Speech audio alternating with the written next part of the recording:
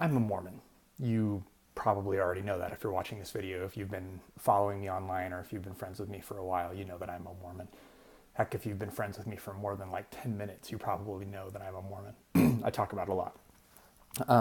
When I was getting ready to do this, when I was getting ready to do this video blog series, I posted on Facebook and I said, what do you guys want to hear from me? And I suggested a bunch of topics. And I was really surprised at the number of people who said they wanted to hear about religion. So this is that religious post.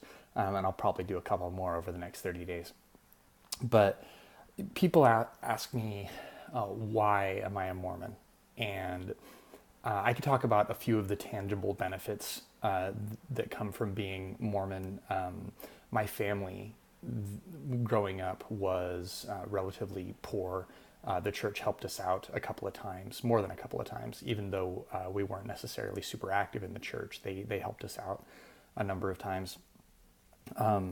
There are other benefits when I went on a mission.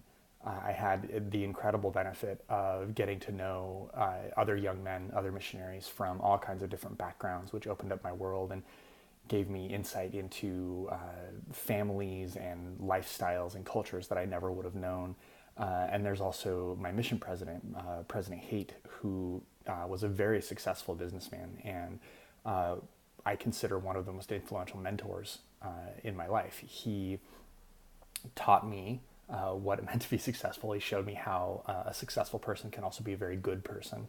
And he also mentored me and gave me suggestions on what I should do with my life and how to build a network and a career. So I really appreciate that. So there's all those sort of tangible benefits that came with being Mormon, but those are really tertiary.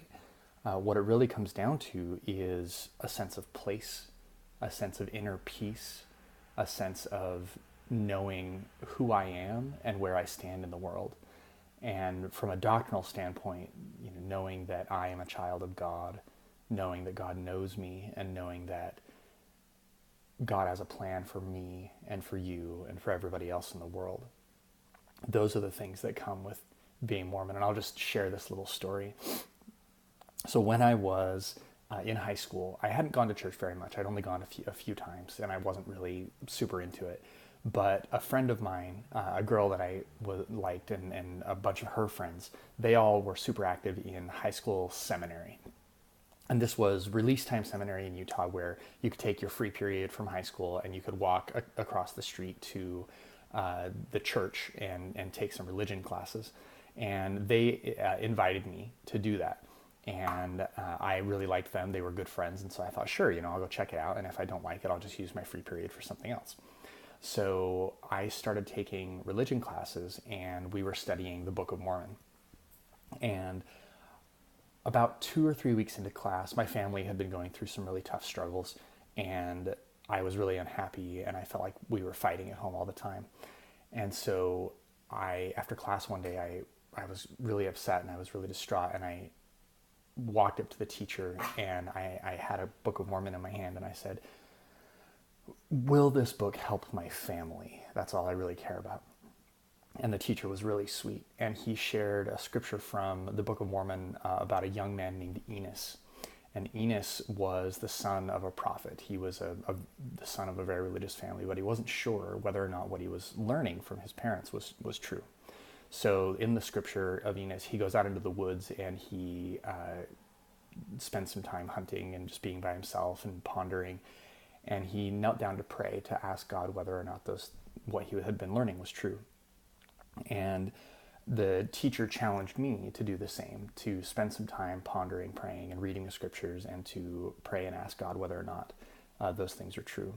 And over the next several weeks, I did that. I prayed each night. I read the Book of Mormon, and I was very serious about finding out whether or not it was true. And I started to feel some peace when I was reading the Book of Mormon. I started to feel like God knew who I was. But the big moment of realization came.